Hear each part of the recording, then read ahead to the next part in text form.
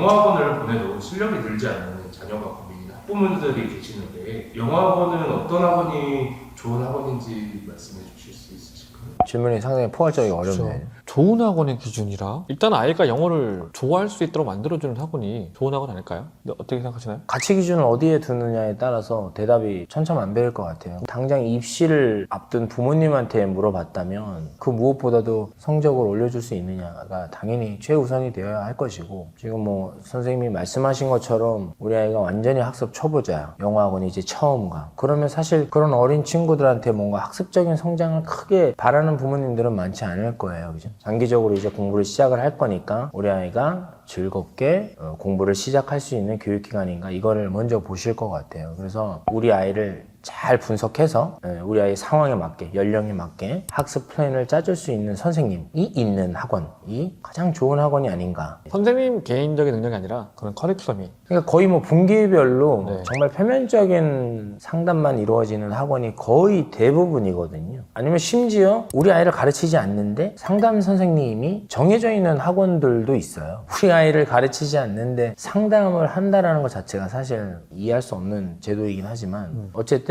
우리 아이를 잘 파악해서 학습을 지도해 줄 수 있는 그런 시스템을 가진, 우리 아이가 지금 뭘 잘하고 있고 뭘 못하고 있는지를 네. 잘 모르세요. 그냥 학원만 믿고 보내다가 나중에 속았다 이런 케이스 많잖아요. 네. 근데 알아야죠. 근데 알 수 있도록 해주는 게 학원 시스템이고 그런 시스템이 갖춰져 있는지를 보시면 좋을 것 같아요. 간단하게 요약을 해보면, 일단 성과가 잘 나는 친구들이라면 괜찮겠죠. 성과가 안 나는 친구들이라면 일단은 우리 아이가 지금 공부하고 있는 내용이 우리 아이의 학습 수준과 능력과 어느 정도 레벨이 맞는지, 그거 애가 숙제하는 것만 보면 사실 금방 파악이 될 수 있어요. 정말 아이 능력으로 해낼 수 없는 숙제를 하고 있어. 그러면 이거 정말 보내나 마나거든요. 그러면 반을 낮춰줄 수 있는지 물어보고, 만약에 그게 안 된다면 연령별이 아닌 레벨별로 반을 구성해서 운영하는 학원에 가서 우리 아이에게 맞는, 연령이 무슨 상관이 있습니까? 그죠? 그런 생각들을 좀 버리시고, 그래서 레벨별로 좀 구성하는 학원에 좀 가봐라. 네, 이렇게 좀 말씀을 드리고 싶네요. 그러면은 자녀 교육에 있어 부모님은 어떤 역할을 취하면 좋을까요?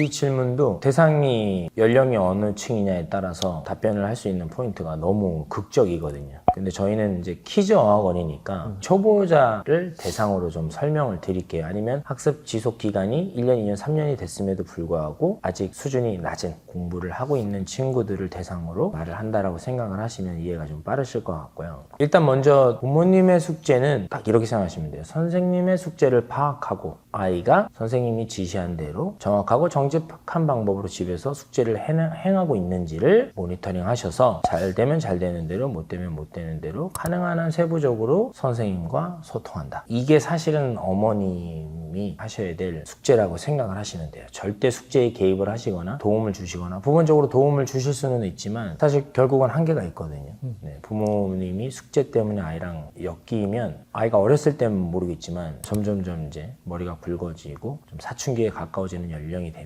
결국은 감정적인 부분으로 돼버리거든요. 맞아요. 그래서 결국은 차라리 처음부터, 어렸을 때부터 숙제를 주는 주체가 선생님이니까 숙제는 너와 선생님의 일이다, 이렇게 아이가 인식될 수 있도록 뒤에서는 아주 열심히 모니터링을 하려고 선생님이랑 소통도 하시지만 표면적으로 아이한테 보일 때는 엄마가 숙제로 도와줄 수 있는 건 없어.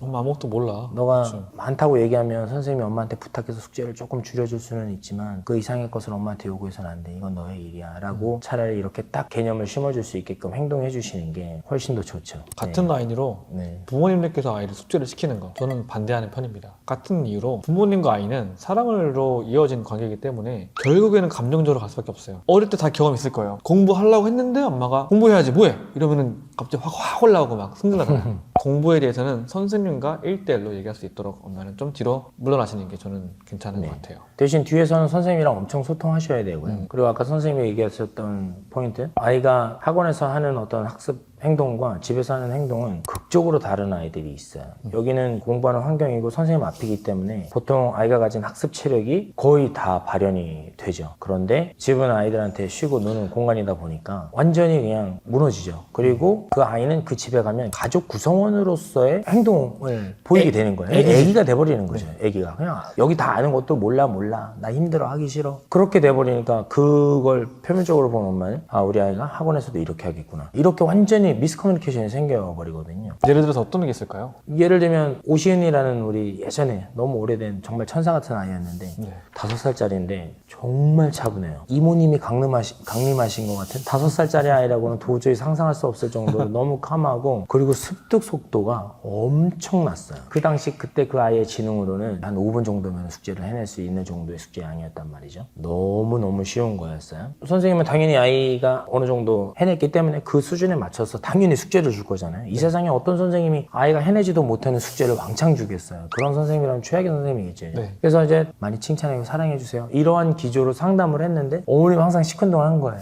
근데 오늘 갑자기 와가지고 그만둘래요 이러는 거죠. 그 자초지종을 알아봤더니 정말 집에 가면 완전 강아지가 되는 거예요. 나 이거 하나도 몰라, 엄마 어떻게 하는 건데. 그래서 제가 이제 어머니한테 이제 상황을 설명을 하고, 시은이가 하는 걸 몰래 영상을 수업 시간에 하는 걸 저도 몰래, 찍었어요. 네, 영상을 찍어서 보냈더니 어머니께서 하시는 말씀이, 야 이거 완전히 애한테 속았구나. 엄마 머리 위에서 네. 내가 어떻게 행동하면 맞아요. 엄마가 나한테 사랑을 주고 그거를 애가 아는 거예요. 그래서 절대 선생님은 내가 가르치는 아이가 집에서도 이렇게 행동하겠구나, 절대 그렇게 생각하시면 안 되고, 부모님도 아이가 집에서 공부하는 모습을 보고 애가 학원에서도 이 모양 이 꼴이겠구나 이렇게 생각하시면 절대 안 된다라는 거죠. 그런데 이제 좀 안타깝게도 선생님과 학부모님이 이렇게 편하게 소통할 수 있는 채널을 가진 교육기관이 얼마나 되는지는 잘 모르겠어요. 네.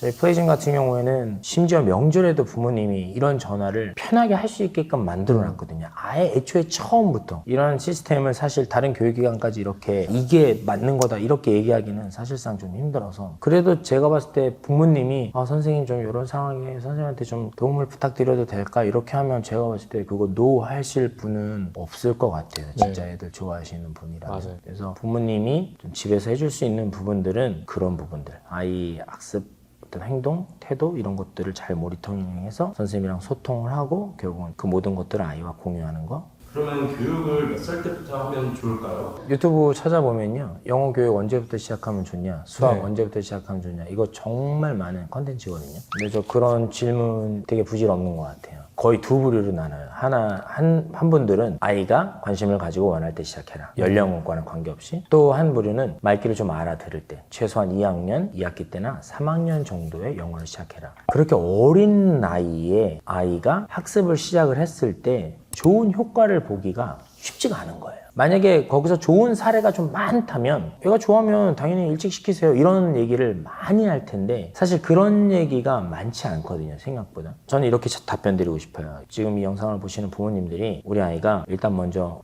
관심을 가져요. 5세, 6세, 7세예요? 그럼 이제 주위를 탐방하셔야겠죠. 아이를 보낼 만한 교육기관. 그래서 그 커리큘럼이 미취학 아동의 눈높이에 맞고 그런 커리큘럼이 좀 탄탄한 교육기관이라면 트라이얼 해보는 거 너무 좋다고 생각을 합니다. 하지만 초반에 한 달, 두 달 정도는 면밀히 좀 보시고, 사실 한 달이면 답 나오거든요. 아이가 즐겁게 배우고 있는지, 그리고 이제 배우고 있는 내용이 향후 공부하는데 자산이 될 수 있는 그런 내용들인지를 보셔야 돼요. 어쨌든 다양하게 좀 다녀보시고 너무 단기적으로만 보지 마시고, 결국은 그때 배웠던 내용이 앞으로 이제 가서 도움이 돼야 되는 거니까 우리 아이의 밑거름으로 삼을 만한 교육 프로그램인가 컨텐츠인가를 따져보시면 좋을 것 같다.